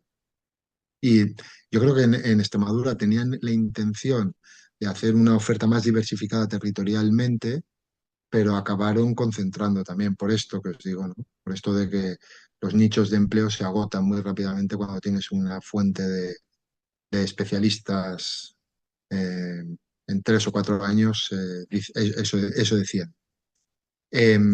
Curiosamente, aquí en Candeleda siempre ha habido el proyecto de que en el instituto se pusiera un ciclo formativo de actividades, se llaman actividades socioeducativas o algo así, actividades en el medio natural, ¿no? De turismo rural, vamos, con cosas de hípica, actividad física y demás en el medio natural. Esta familia profesional está muy asociada a los lugares pues, de montaña, con turismo rural y tal, que es lo que es Candeleda en realidad, ¿no? Pero la administración, por esta razón que os digo, lo puso en Ávila.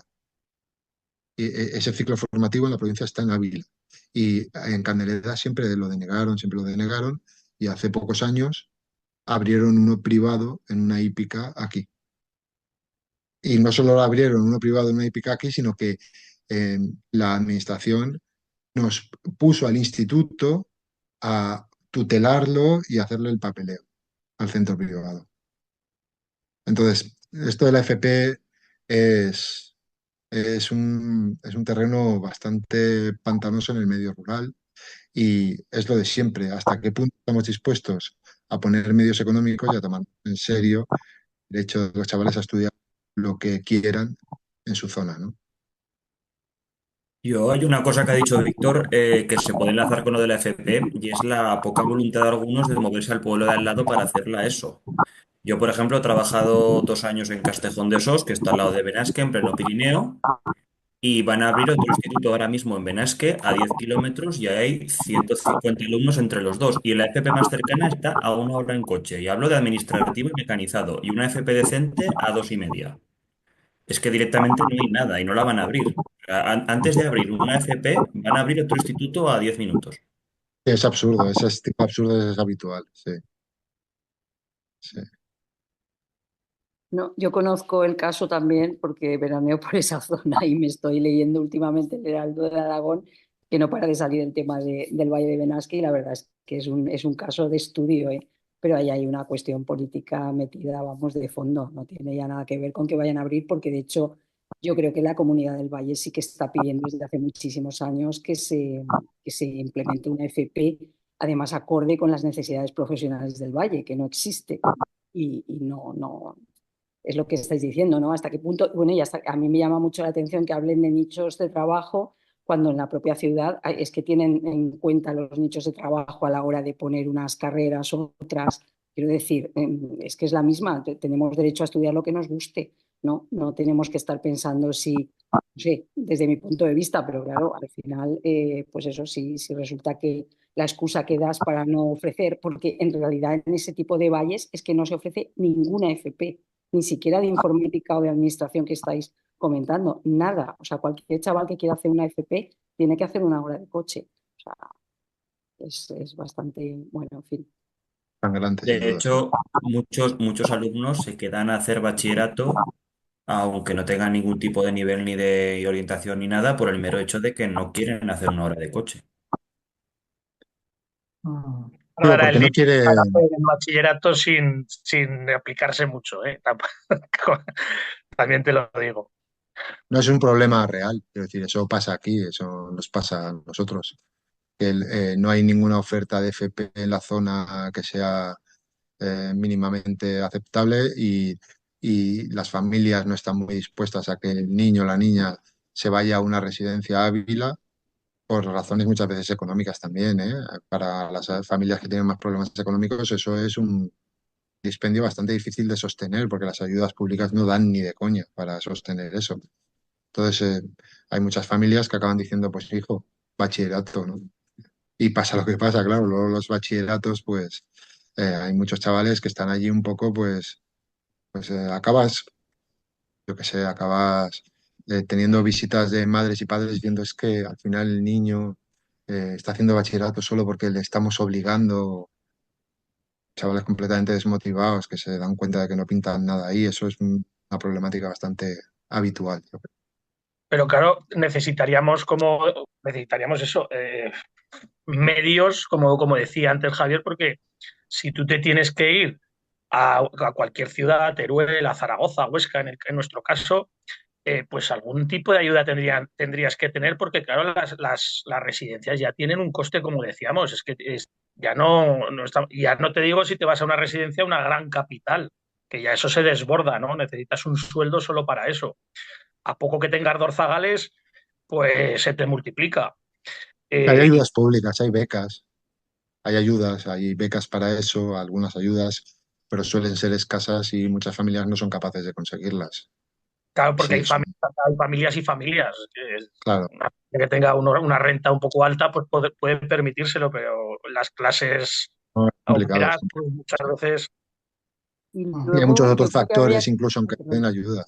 Perdona, hay muchos factores que, más allá de que te den una ayuda, también el hecho de que el niño se tenga que ir y volver, eso es mucho transporte, ¿verdad? El que también eso para muchas familias es un gasto complicado de llevar, ¿eh? Perdona, sí que... No, que luego también habría que analizar qué pasa con ese alumno con ese alumnado que sale de esos valles o de esos pueblos tan remotos y se marcha durante una serie de años a estudiar fuera, que generalmente ya no vuelve al medio rural. Que eso también, no, en todo ese problema que tenemos de la despoblación también habría que analizarlo. A mí me llama mucho la atención, por ejemplo, en el valle hay una escuela de pastoreo en el valle contiguo que sí que tiene gente que está yendo a aprender, gente a pastorear de todas partes de España y sin embargo los del Valle no tienen esa opción. Entonces, pues yo qué sé, habría que ver un poco cómo articular si el objetivo es que esa gente pueda vivir en sus pueblos, ¿no? Y pueda trabajar en ellos también en un futuro. Es uno de los dramas, ¿no? Vas formando a gente y lo vas viendo, los chavales más capaces acaban viviendo fuera. Y últimamente estamos viendo que los chavales más capaces no ya es que acaben viviendo en Madrid, es que acaban viviendo en Berlín, me explico, acaban viviendo, yo tengo unos cuantos exalumnos viviendo en lugares bien remotos ahí por Europa, ¿no? Porque son chavales bastante brillantes y están pues haciendo investigación y haciendo cosas, pero muy lejos de este país, ¿no? Y del mismo modo que es difícil investigar en España, es difícil vivir con ciertas carreras en el medio rural español, la verdad. Y mucha gente, la gente pues más brillante, más capaz intelectualmente, pues acaba largándose del pueblo y vienen los fines de semana, como mucho. Vale, si queréis, hemos tocado prácticamente todos los puntos que teníamos, pero sí que nos falta, y con eso creo que ya cerraremos porque estamos ya acercándonos al final, el tema de la atención a la diversidad en vuestras realidades, Víctor, Javier, porque uno a priori podría pensar, claro, cada pueblo es un mundo, ¿no? Pero que igual es más Sí. homogéneo, ¿no? El bloque de estudiantes, pero no tiene por qué, ¿no? No sé, explicarnos. Se puede tener la visión de que como vivimos en el medio rural, pues el porcentaje, por ejemplo, de población inmigrante o con problemas de español, pues casi como que no existe o algo, ¿vale? Porque pues en las ciudades eso se observa, sobre todo se observa mucho en determinados barrios que hay más población inmigrante. Pero sí que tenemos esos casos y los tenemos aquí en casi todos los pueblos, porque lo que hemos hablado del hecho de la despoblación ha hecho que toda la gente formada se haya ido y que los puestos a cubrir en muchos pueblos, que hay trabajo en muchos de ellos, pues son puestos que la gente de la misma zona pues ha rechazado y necesitas población de fuera que cubra esos empleos.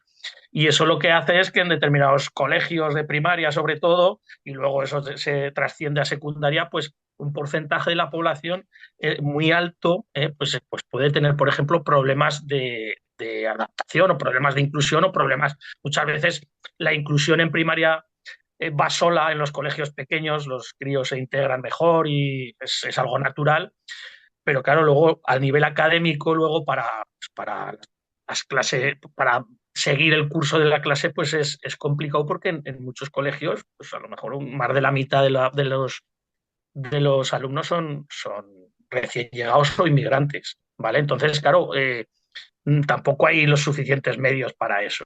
No hay una inmersión de decir, vamos a coger a todos estos, vamos a que aprendan español para que luego se puedan de verdad eh, puedan adaptar por lo menos su capacidad para lograr sacársela ESO y poder seguir estudiando. No sé qué.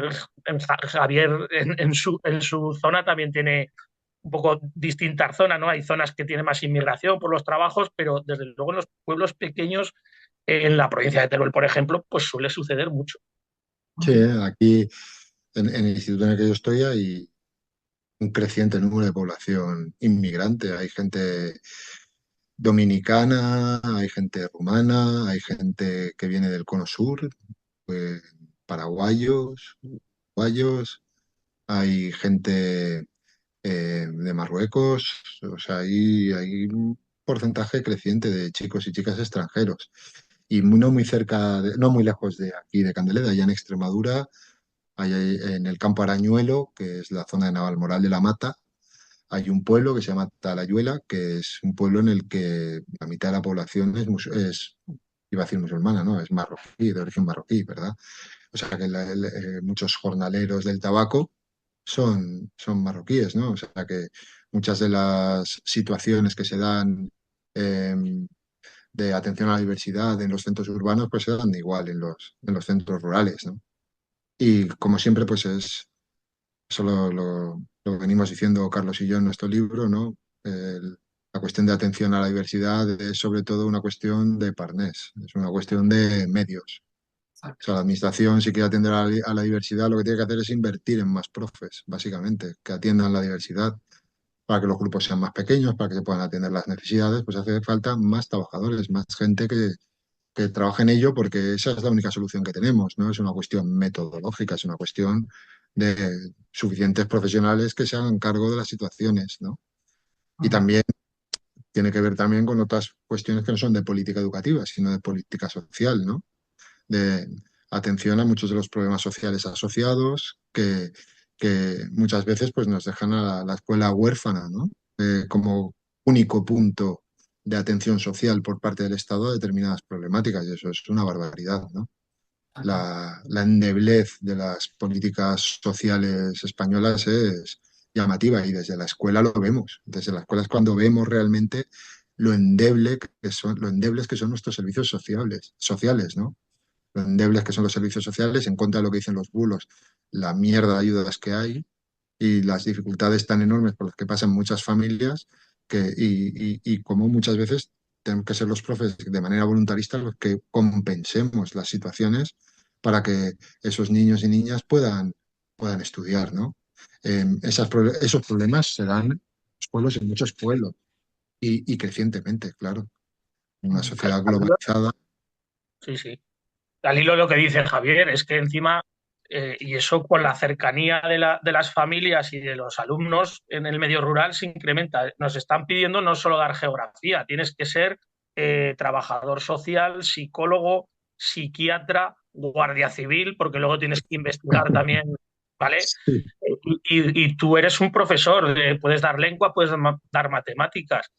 Y la implicación, sobre todo de la gente que, como Javier y como yo, pues vivimos aquí, pues claro, aunque no te quieras implicar, te acabas implicando en ese sentido y te piden, no sé, ser un mega profesional. Cuando nosotros no determinadas cuestiones es arriesgado atender, ¿no? Se te abre un protocolo de suicidio o alguna cosa, ¿cómo atiendes tú? ¿Qué formación tienes tú para atender eso? Y sin embargo, si no haces tú el seguimiento, no lo hace nadie, porque sí que hay alguien detrás que no sé qué y a lo mejor hasta después de un mes no te avisa nadie de cómo va el protocolo. Y en los pueblos yo creo que eso en el medio rural sí que, porque a lo mejor en la ciudad, bueno, si tienes mil alumnos en un instituto, ¿verdad? Pues bueno, luego te vas a casa y a lo mejor no te los encuentras nunca por ningún lado, pero aquí te los vas a encontrar y sabes la problemática que puede haber. Sí, aquí en el pueblo pues te enteras de los problemas que tienen los chavales, claro, te enteras mucho más. Y también tiene una parte trágica porque ojos que no ven, corazón que no siente, ¿no? Entonces tú te vas a tu casa en un instituto de ciudad, igual no te enteras de lo que ha pasado, ¿no? Y tan tranquilo que te quedas, pero aquí te enteras de todo y te enteras de determinadas cosas que pueden acabar pasando en situaciones que dices, hostia, pues mira cómo ha acabado esto, ¿no? Eso sí, eso pasa aquí.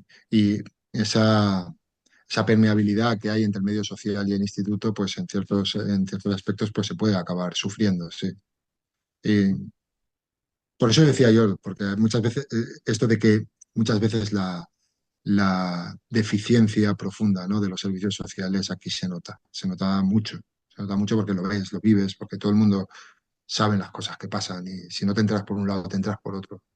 Ujú. Sí, sí, es todo esto que comentáis, ¿no? De la gran problemática que se crea, ¿no? Socialmente. Parece como si la escuela tuviera que solucionar todo eso, ¿no? Y con los escasísimos recursos que hay, a nivel Claro. académico principalmente, ¿no? Toda esa diversidad que a veces nos venden que con una metodología estrella lo vamos a resolver y al final es contraproducente incluso para eso. Con el No, cambio de ahí, mirada, Paco. Hay que Exacto. hacer un cambio de mirada. Sí, sí, Esa y es la esto. expresión de moda. Todavía no la Que habéis lo que asimilado. hace falta son recursos y ahí se podrá empezar a hacer algo, ¿no? Y claro, no tener a la gente abandonada, como las tenemos a veces. eso es. Pues a ver, hemos llegado al final. No sé si hay algún comentario final de los que estáis aquí antes de cerrar. Yo sí que me gustaría destacar un par de cosas de todo lo que se ha hablado, pero no sé si Tomás. Yo solo quería preguntar una cosita, aprovechando que hay tantos compañeros que, además de Javier y Víctor, para el que quiera contestar, que el tema de los móviles, ¿existe la misma problemática? ¿Sabéis que existe con los móviles entre el alumnado y el control que los centros educativos allí a lo mejor tengáis que hacer por problemas de abusos, acosos, ciberbullying, etcétera, etcétera? ¿O Claro. apenas os enteráis? No, no, Gracias. sí, sí. Puedo hablar yo de mi centro, puedo decir que en mi centro llevamos ya muchos años con los móviles prohibidos. O sea, tenemos una normativa que dice que el móvil no tiene que estar visible. Y le ves el móvil al niño, le tienes que decir, oye, ese móvil, la primera guardado, la segunda me lo das y a jefatura. O sea que en mi instituto llevamos bastante rajatabla a esto, porque no exagero, pues hace ya más de 10 años. O caso de acoso a una profesora. Le grabaron cosas y las hicieron circular en grupos de WhatsApp, con, manipulando el vídeo, ¿no?, y el sonido del vídeo, que fue una situación muy desagradable, ¿no? Y eso, no hay mal que por bien no venga. El hecho de que fuera una profesora hizo que el profesorado reaccionara y se metió en el reglamento de régimen interior la prohibición de los móviles. Y eso fue una bendición en mi centro, pero la problemática está ahí. O sea, yo les digo a mis alumnos que saquen a veces el bienestar digital, ¿no?, de sus móviles. Vamos un poco a eso, decimos, a ver qué hemos hecho con el móvil hoy, ¿no? Ahora, porque tenemos una pugna para que lean y tal, ¿no? Y tengo alumnos que sistemáticamente ven 5 horas diarias de TikTok, ¿eh? Y son alumnos, pueden que sus padres sean agricultores o ganaderos. Quiero decir que ya eso es universal y afecta por igual al medio rural. Tristemente, sí. En el caso nuestro, el móvil está prohibido también, lo llevan, que lo llevan muchas veces porque se los ponen sus propios padres, lo que me parece a mí acojonante, ¿no? Después de tanta matraca que das. Y cuando hablaba yo de que tienes que ser también guardia civil, las mayores investigaciones que tenemos que hacer es precisamente con los malditos grupos de clase de WhatsApp, porque es de donde vienen la mayor parte de los problemas. O sea, pero no te sabría decir un porcentaje, pero la mayor parte de los problemas vienen por esos grupos y por esas situaciones que se dan luego en las redes. Y tienes que torear. Claro, está prohibido el móvil, pero luego siempre hay algún compañero que le gusta usar el móvil.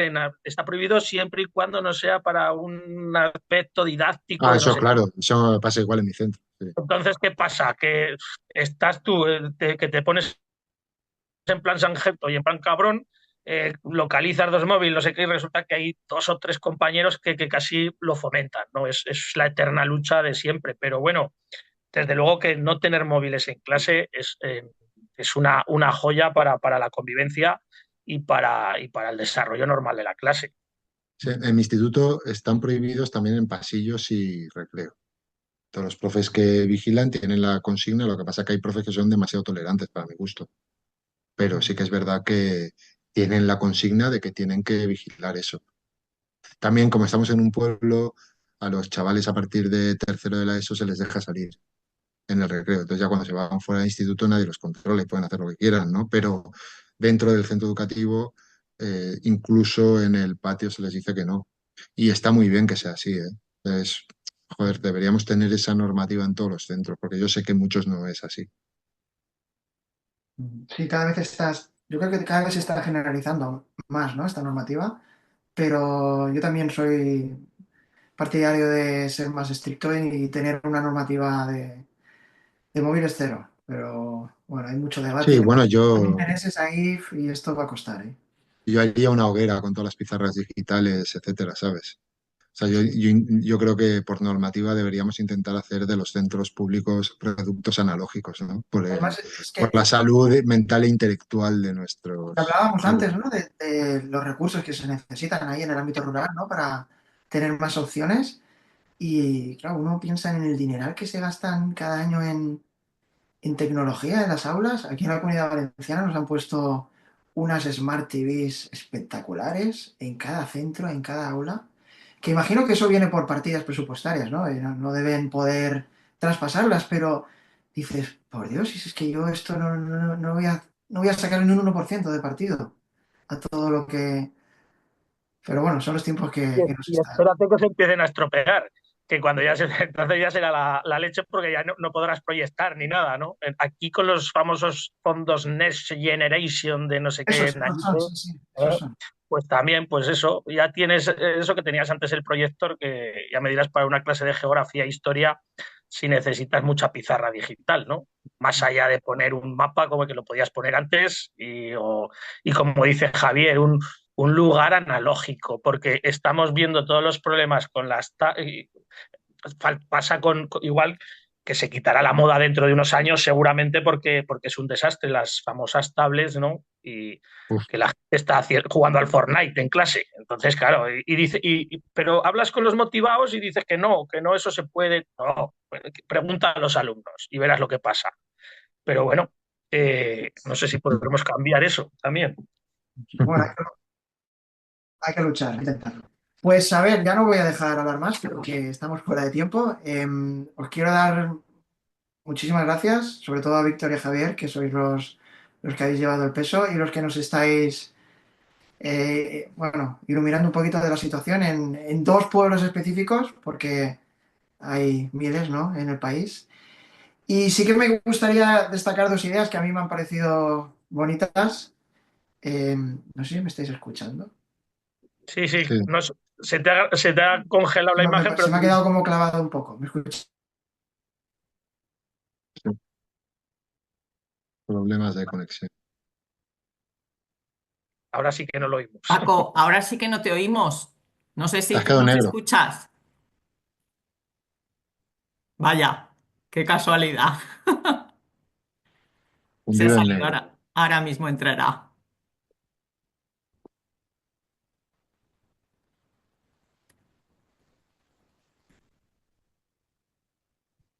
Y si no, pues nada, cerramos nosotros. Vamos a darle un minutillo o dos a ver si entra y vuelve a comunicar. Pero que exacto, que muchísimas gracias. Mira, ya está entrando. Igual ahora lo hace desde el móvil y no hay ningún problema. Ah, aquí Paco, está. Hola, perdón, sí, ¿eh? He tenido un problema de conexión. perfecto. Vale. Bueno, no sé si habéis despedido ya, pero yo Estábamos simplemente esperando. me quedo con la frase esa de llegan llorando y se van llorando, me parece muy bonita, ¿no? De uno a lo largo de su carrera profesional ha tenido, bueno, todos hemos tenido muchas experiencias, ¿no? Y que los profesores al final se vayan de ahí disgustados, habla muy bien de las zonas rurales, ¿vale? Y sobre todo esa idea de cuando comentaba Javier la experiencia de su mujer, ¿no? Como maestra, dice, cuando actúas con rigor y competencia, te ganas el respeto, ¿no? Independientemente de tu carácter, de tu ideología. Me parece un mensaje precioso, sobre todo para la gente joven que empieza y que muchas veces están perdidos, ¿no? Porque hay un contraste tan fuerte entre lo que reciben en su formación, por desgracia, en muchas facultades de pedagogía, y la realidad del aula, ¿no? La realidad del alumnado, la realidad de cómo se aprende, la realidad de cómo llevar una clase de tanto alumnado. Entonces, eso, ¿no? con rigor, con competencia, te ganas el respeto y sobre todo eh, intentas afectar, ¿no?, a la formación del alumnado. Muchísimas gracias a todos y hasta la próxima. ¿De acuerdo? Gracias. Muchísimas Gracias a gracias. vosotros. Gracias. Salud a todo el mundo. Igualmente.